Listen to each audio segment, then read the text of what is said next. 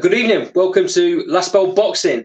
We have a very special guest in tonight, and that's the new European super flyweight champion, Lauren Parker. How are you, mate? Yeah, really good. Yeah, it feels nice. Obviously, this sitting over my shoulder feels very, very good. It's just nice, really, to be able to, really show something for the hard work and effort that goes into the sport. Training year in, year out, and yeah, it's nice to get something of substance. My last title, the IBO Intercontinental, was good, but this one is that little bit better, if not quite a lot better, actually. And yeah, it feels good, and I'm good. I'm soaking it all up. I was about to say it's belt collecting season. You won that IBO. Yep. Well, not quite a year, but just over a year. Was it November? Was it November time? October 7th, 2022. October 2022. So that should be the plan now. You need to be fighting for titles at the end of each year, and you'll be well away, won't you? Exactly. Yeah. Yeah. Just keep the ball rolling. Really. Like since my last fight, the IBO, that's 14 months. There's obviously a reason behind why I took that amount of time out, but yeah, to be boxing for big things now is really good, and really what I'm sort of aiming at. Really, I just want to push on for bigger and better things all the time. First and foremost, I should have said this at the very start, but congratulations. Thank you. Are your feet back on the ground now? Because I know for a little while there, I was messaging you, and your messages weren't really making a lot of sense. Because you was all over the place here, and quite rightly so, mate. After the year you had in 2023, and we'll touch on that now, actually. So take me right back to, so you have that, we just spoke about it. You have the IBO Intercontinental fight, October 2022, and then you have a real setback. Not a lot of people know about this, but you had quite a serious back injury. And I know it's something that you've not really wanted to talk about because, I mean, you're a fighter. You don't want people knowing that you've had any sort of a weakness, I'm sure. So, but you have to talk about it now. So fill everybody in about what happened at the start of 23. Okay, so obviously I boxed for my IBO title, and the issues and everything kind of went downhill immediately. So you're on such a massive high, but it hit a very dark low really quickly for me, and I wasn't able to actually enjoy that win as much as I probably should have done. But it all kind of started way before that. So I think I boxed in the April of 2022. I think it's the 29th, if I can remember correctly. And I just remember sort of getting this leg pain, and I was just like, that's really weird. I was kind of like brushing it off as sciatica. Then I was like, going strange. I just kept pushing on, and kind of started just to deal with it, and just kind of was like, this is wrong. But I've always had back pain, even from a youngster. So I was just thinking and hoping that it would just go away. And anyway, it was getting bad, and I'd had times in training where my back would really go, and I'm thinking, oh, it's not quite right. And anyway, if we fast forward right to the title fight, the IBO, I remember being in the changing room and skipping and warming up, and I said to Paul, my coach, I really, really need to take a rest after this. I said, something is not right with my back. I said, even jumping here is oh God, the pressure in my legs, everything is just not good. And I think adrenaline masked a lot of it, to be quite honest with you. But I did the, and I got through that. All was good. And then I had a week off, and I thought to myself, and like I always do, I'm like, right, let's get back to some training. Let's just see if a bit of rest has helped. And I just remember getting back into it, and I was on the treadmill. And honest to God, I was like, oh my God, my back, my leg is absolutely killing me. Something's really not right. So I just took the bull by the horns, really, because we all know our body, didn't we? And I thought something's just not right. So I thought, I can't wait around for the NHS. As good as they are, that the waiting times are just ridiculous. So I took it in my own hands to go and get a private scan. And there was a lot of rigmarole with it, but we got there in the end, and the results come back, and it was basically put through as an urgent case that needed to be assessed immediately. And basically, my discs had herniated that bad in my lower back that it was pressing so far into my spinal cord that they kind of explained it like, if you lose any feeling in your leg, you must go to A&E immediately, because what will happen is they'll have to operate, because what could happen is you could get like permanent paralysis, like in your legs. Because they were saying like, if you was to mess yourself or anything like that, it's serious. You need to get there ASAP. Obviously nothing like that happened, but we had to deal with a serious issue here. And quite lucky actually, it got passed through really quickly, I think, because they put it in as urgent. And I went to the local hospital and had a chat with the spinal surgeon. And basically he said, this is quite a severe case. He said, I have seen worse, but this is pretty bad. And considering what you do, he goes, I wouldn't brush this off. You probably need to have that seen to, and surgery is a must, really, especially if you're, wanting to push your career. And if I'm totally honest, like, I developed like a fear for surgery. I'd heard like some horror stories. Someone had told me one time, and I was like, oh my God, I can't go through life. I don't want a surgery in my life ever. So to be faced, you have to have surgery or your career's over, to me was just awful. Anyway, we decided, okay, fine, we're going to go through with the surgery. And he come back and said, I can actually get you fit in probably 2 to 3 months. And I was like, okay, that's good, because the other option was to pay £10,000 and have the operation tomorrow. And I was like, well, that doesn't really work for me. So I said 2 to 3 months, I can wait on that. That's fine. Bear in mind, I've just won the title as well. I'm thinking I need to keep things moving. Anyway, I was so lucky, and it went through within 1 month. Right. Oh, wow.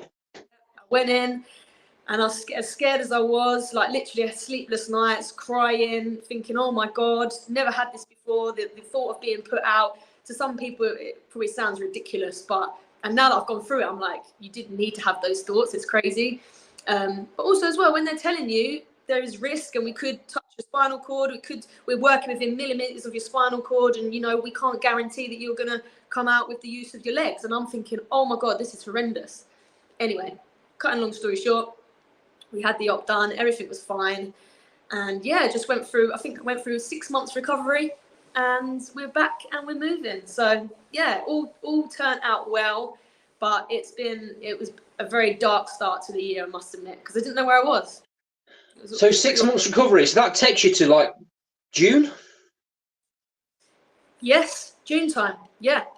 And am I right in thinking that you then got the offer for the European title fight in about July? That's correct, yeah. And then obviously the first fight, European title, was September 23rd. That's what we put in. Yeah. And I was like, oh hell! Like, I've not even done any sparring. I don't even know how my back's going to be in training situation. But I thought, you know what? I've made a pretty good recovery. My back feels good. Do it. Just do it. And we said yes. I think things happen for reasons. That initial fight date fell through. At the time, training had started and it was going well. But then actually, when you look at it, the little extra time was probably a good thing. Well, I remember coming down to see you spar. It was about a week after you found out that first date fell through. Yep. Yeah. So you'd had what, an eight-ish week kind of prep, not really a camp, because obviously I'm sure you were taking it easy, not really knowing how your back was going to be. But when I came down and saw that spar, you definitely weren't taking it easy. No. So you masked that really well, because obviously you didn't make me aware of it at the time. I've since found out, and I can't believe that you'd had surgery and you'd only properly recovered in June. That's nuts. Yeah. Literally in June, yeah. So basically what happened, I think it was at the end of June we got that, and then I knew that we was going away on holiday, so I was going to Turkey, and I literally, because there was like, oh, we want to get this in the UK as well, so we all sat around my manager and had the chat, and it was like, if we want it in the UK, we need to win purse bids and we need to raise X amount of money. So I'd only just said and agreed I'm going to do the fight, but then what then come at me as well was, you've got 3 days to raise thousands of pounds. So I also deal with the stress of funding it as well, which a lot of people don't know. Yeah, so that was going to be sorry, that was going to be my next question. Is for anybody that's watching this that watch large shows, Matchroom, Boxer, or Queensberry, they're all funded. Those world title fights and European title fights, British title fights, Commonwealths, all funded by the promoters, all funded by the broadcasters.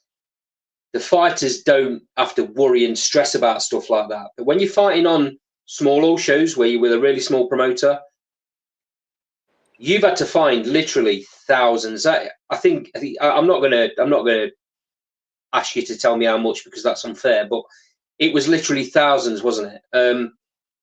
I mean, I'm happy to tell you, Steve's had. I'm sure he's actually already mentioned it. The fight costs 19k, and I've funded 17 of that.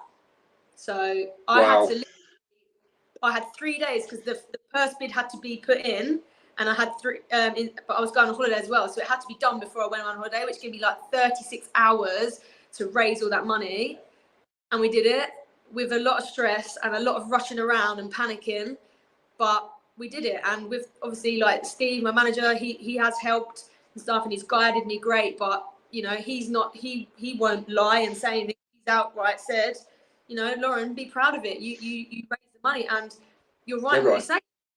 You don't see people on small hall shows do that. So that's something that I'm very, very proud of. But yeah, a lot of stress. What with the back, then with having to fund it all and organise it all and everything. So yeah, it's been crazy. Truth be known, it probably holds fighters back. Fighters that probably are ready for big title fights, but then they get told, well, if you want this fight, it's got to be this amount. Either the promoter or the manager that they're with have got to find the money, or the fighter has to. I mean, you've done it, and good on you, because you know the alternative would have been you'd have been fighting in Italy, and we all know what happens when English fighters go to Italy or Germany. They never get the rub of the green.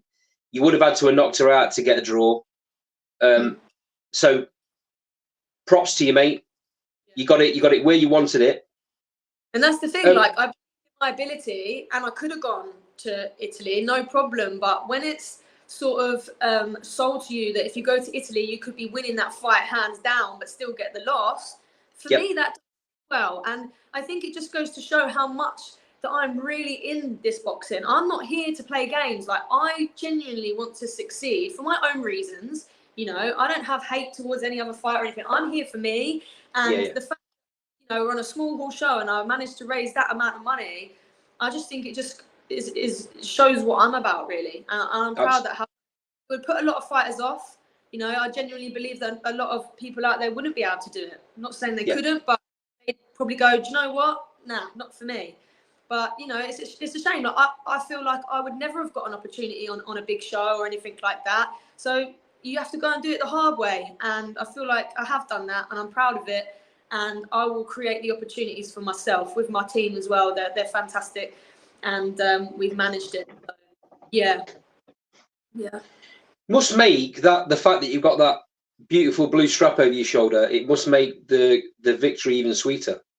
Oh, 100%. Like, honestly, there was so much stress. I feel like I managed it well, and like, everybody chipped in. My mum, bless her, was fantastic. She took on such a major role, literally acting as like my PA, liaising with Steve and getting everything sorted. And I was saying to her, I was like, oh, Mum, this isn't even your job. But she was like, no, we're a team. We do this together. And she understands, you know, like what the effort that I put into it and how much I want to succeed. And yeah, a lot of stress. But do you know what? It massively paid off, and it made that win even sweeter as well with the surgery.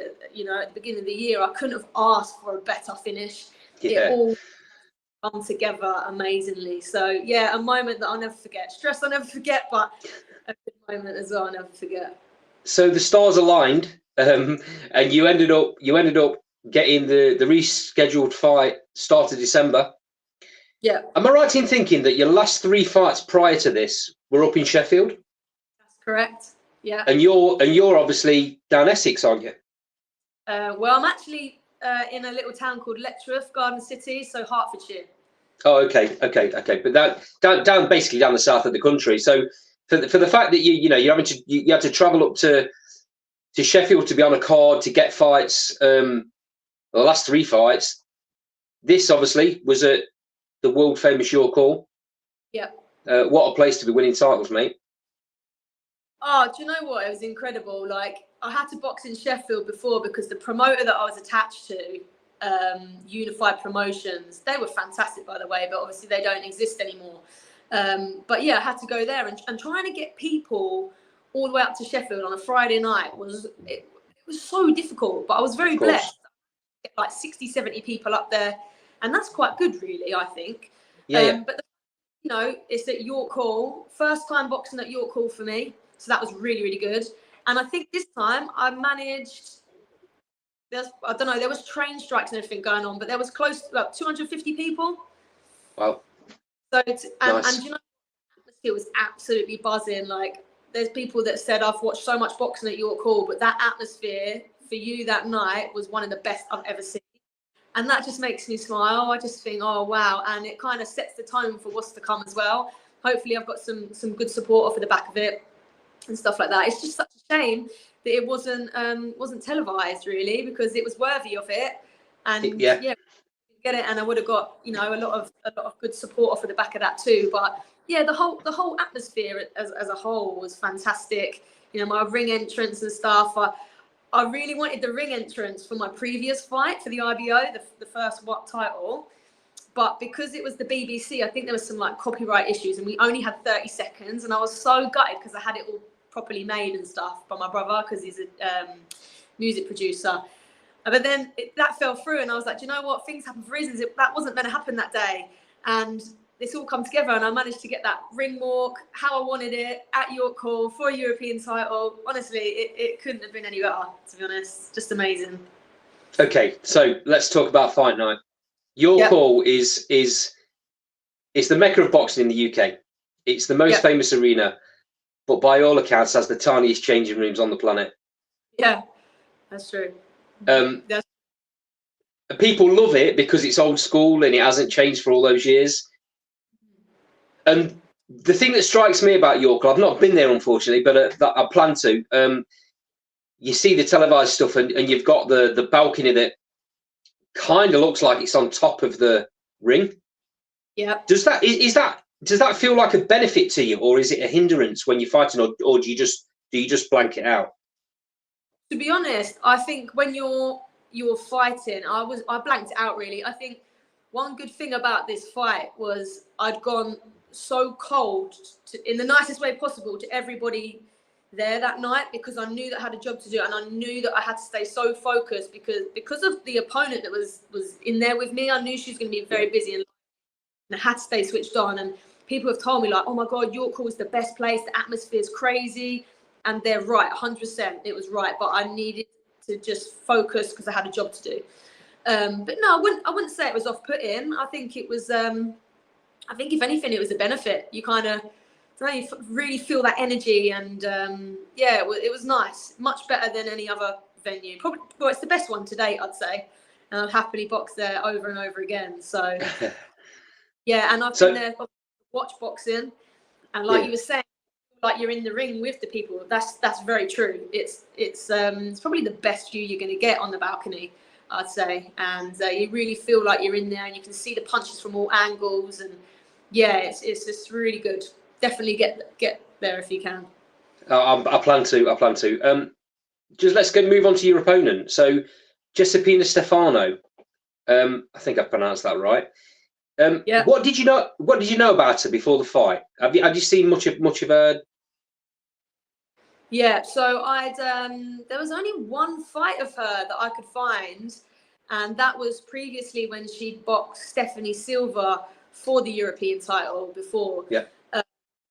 Stephanie looked a good girl, she very skilled, movement was great.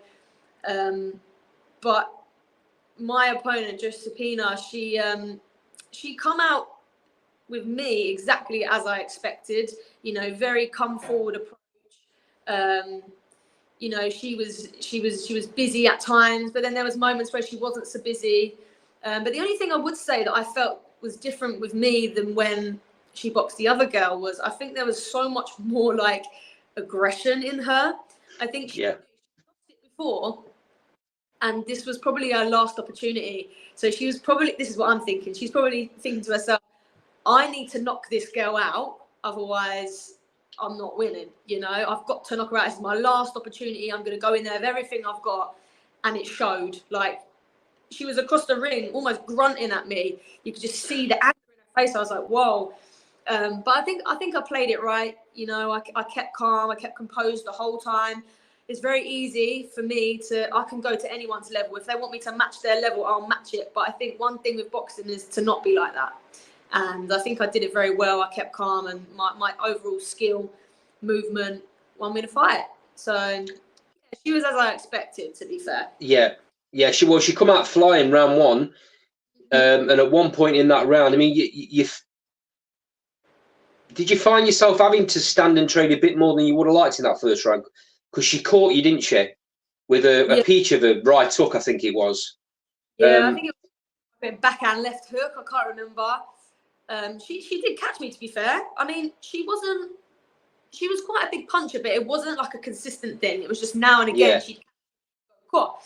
And she did catch me out on that first one, but I think I can recover from these things. You know, I get in there with very, very good sparring partners, and it's kind of, you know, I've kind of built myself up to be able to deal with that. So I was absolutely fine. I thought, yeah, good shot, but I quickly moved on.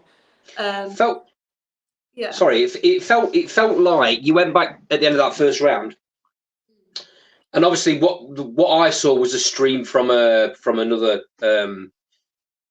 media outlet. So we didn't have the pleasure of hearing what was going on in the corner. What did Paul say to you when you went back? Was he just telling you to calm down and fight your game rather than hers? Do you know what? It's really hard to say exactly what he said. I can't really remember, to be fair. But I think his whole approach is just keep calm. Do you know what? She's coming in with that overhand, right? Just keep your hand up, sort of thing. But yeah, just overall, just keep calm. I think he believes in my skill set 100%. He knows that not too much phases me when I'm in the ring, when I'm sparring, and how quickly I can recover things. So I don't think he was worried about me in the slightest. And I was absolutely fine. I sat back on the stool, no problem, felt fine. So it gave him no reason to really tell me too much other than to just keep doing me. I've watched the fight back a few times now. People say I lost the first round, but I'm totally honest. If you really look at it, I don't think I did. She did catch me, and I did stumble a little bit, but I don't think she won that. I don't know. Everyone's got a different opinion, but me personally, I did lose it. I think it was a difficult round to score, but from that point onwards, you won just about everything, in my opinion. Did you know that when you were in the ring? Because it goes to the scorecards. I've always wondered from fighters when it goes to something like, especially when a title's on the line, even though you think in your mind, I've definitely won that fight, do you still get nervous when the scorecards are being read out? Yeah, you do, and especially myself, because obviously that's the only experience I know. But I think there's been a few times, especially as an amateur, where you think you've won it and you're pretty clear, but it's gone the other way. And you know, the sport is subjective, and it depends what the judges like and what they see. Now, I think if you really boil it down and really look at what's going on, that Josephina, she was quite busy in her attacks at points, but you know, boxing is not just about offense; it's about defense as well, and being able to maneuver, block shots, parry shots, move your head. And I think, you know, I showed an all-round great example of that. So yeah, when it comes to the decision, I thought to myself, I've won it, but I always like to ask about. I said to my coach, "Do you think I've got it?" I said to my manager, "Do you think I've got it?" They were like, "Yeah," but there's always that little bit in the back of your head that's going to go, "Are they going to cheat me out of this?" You know, so. Especially with some of the judging decisions that's gone on recently, you just never know, do you? No. Okay, so I mean, it was obvious. It was obvious from the celebrations what it meant to your team and what it meant to yourself.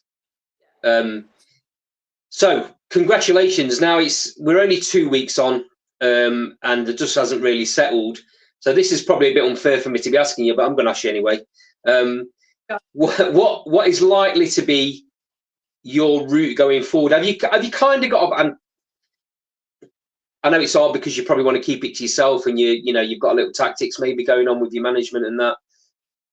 Is there a route you'd like to take going forward? Because obviously there's a pretty big fight that's going to be happening, domestic fight that's going to be happening early in the new year. Seems to be Emma Dolan and Shannon Ryan are likely to get it on for the Commonwealth, and I believe the new British title has been made for that fight as well. Now, the natural progression for the winner of that fight would be to challenge you. Mm-hmm. Is that something you'd be open to, or are you looking to move on to world challenges? Listen, I'd be open to anybody really, but again, that's down to my management, because that's why I've got him there to get me in the right way. I think a domestic clash with any of those two would be fantastic. It'd make for a superb fight, you know. Whether that's going to be after they box for their titles, I don't know. Like, I'm not too sure. I don't really know exactly what the route is yet. I think for me, I've had such a tough year that I just want to enjoy the win right now. But personally, with everything that I've gone through as well, and the hard work that I've put into this, I kind of feel like it would be great to push for something bigger now. And if the option come up for a world title, I wouldn't say no, because I just think, what I've gone through, why not? And I want to go for big things, and I'm proving to myself constantly that I can do it.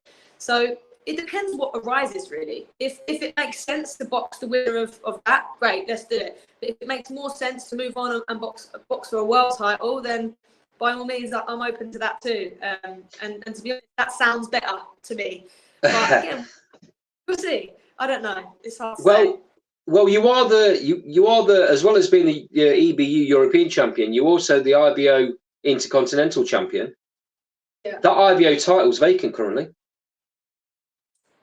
I believe that is correct, and that is something that I've sort of had my own personal eyes on, because I'm thinking, well, if that's available, because I think in the IBO rankings I was ranked number 8, so after the win, that should have pushed me right up. So you'd think so, wouldn't you? But yeah, that's definitely something that I think would be good. I can't remember who I was speaking to now, but someone else suggested that to me before, and I was like, sounds quite appealing, to be quite honest with you. Yeah, I'd love that. I'd love that if that was able to happen, but we'll see. But one thing is for sure, that I don't really want to be going through what I've gone through again and having to fund the fight myself, because that's really it's not unfair, because I made the choice to do it, but I just think I'd really like to benefit a little bit more financially now, because I didn't get anything off of the back of this fight. I earned, but not great. So it would be nice to benefit financially too. Well, hopefully off the back of the fight you've just had, because it was an absolute barnstorm, by the way. Because of the pressure she was putting on and the way you boxed, it was an absolutely outstanding fight. I'm hoping, fingers crossed for yourself, that one of the big 3 promoters have seen that and want to do something with you going forward. Yeah. Because that, I mean, in reality, for you to be fighting for world titles, you need that sort of backing, right? Oh, 100%. I don't even know if a world title could really potentially happen if I was going to fund it myself. I think it would be too much. Yep. Talking big money there. You need the backing of these bigger promoters. But I feel like I'm constantly proving myself. I've got 2 belts now, and I don't need to be rude when I say this, but like, there's people, I'm not going to say names, but like making debuts on big promotions, and I just think, is that really fair? And there's me over here, and not just me, but there's other people as well that hold belts or have boxed really well, a great amount of skill, which will never get a look in. And personally, I just think it's a bit sad, really, because the TV's missing out on good talents. I'm not talking about me, but I'm talking about anyone in that position. There's a lot of talent that gets put by the wayside, and I think it's unfair. So, hopefully they can tune into this, they can see who's sitting along the rankings and stuff, and maybe I'll get a shout. We'll see. It'll be very nice, because hard work pays off, and if it pays off and I get the opportunity, then that would be really, really superb. I will see. Lauren, it's been an absolute pleasure talking to you. Before I let you go, though, I'm going to put you under a little bit of pressure. I did warn you about this before we went and start recording. Couple of predictions off you, if I can, please. So obviously, end of this month, 23rd of December. Yeah. There's a massive card in Riyadh. Anthony Joshua is going against Otto Wallin. Quite a dangerous fight, in my opinion. How do you think it plays out? Do you know what? I'm going to be completely honest. I don't know much about the opponent, Otto Wallin, so my knowledge is a bit slim. But do you know what? I think we've not seen AJ for a while. I think he's going to be very, very game. And you know what? Let's just go for our British man. I'm going to say AJ. Okay. Also on the card, future opponent for Anthony Joshua. Potentially the next fight after this one, if they both win, that's Deontay Wilder's going in against Joseph Parker. Yeah. First thought, I'm going to say Deontay Wilder. I just think for pure power, I think he could potentially get a knockout there. Yeah. Okay. Yeah, you know, I'm enjoying this, mate. You're not sitting on the fence. I like it. Okay.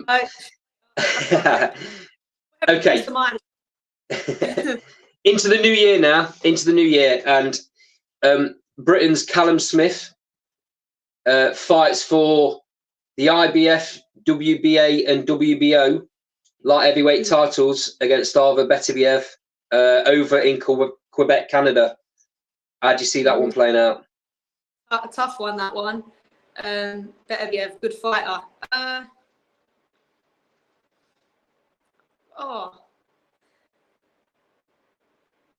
I think I'm going to back our Englishman. Yeah, back. I think he will go the full fight though. Right. Yeah. Very last one then, mate. Again in January, end of January, Natasha Jonas against Michaela Mayer for the IBF welterweight title.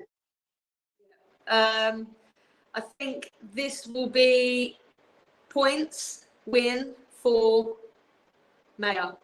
Really? Wow. Okay. Yeah. Okay. Well, yeah. I think maybe on overall skill set and maybe like speed, I think maybe she might grasp that one. But obviously, I'll be back. I want our English girl to win. But I just think, yeah, I'm going to aim more for Mayer on that one. I think she could potentially nick that. But yeah, interesting. It'll be good to see. Yeah, it will be a great fight. Great fight. There's some fantastic stuff coming up. Lauren, it's been an absolute pleasure having you on Last Bell Boxing. Thank you for joining us. Obviously, we will be watching your career going forward. Hopefully, something big happens for you soon. And when it does, I want you back on the channel. So we'll speak to you very soon, mate. Thank you for your time. Thank you for having me on. Cheers. No problem. Bye-bye.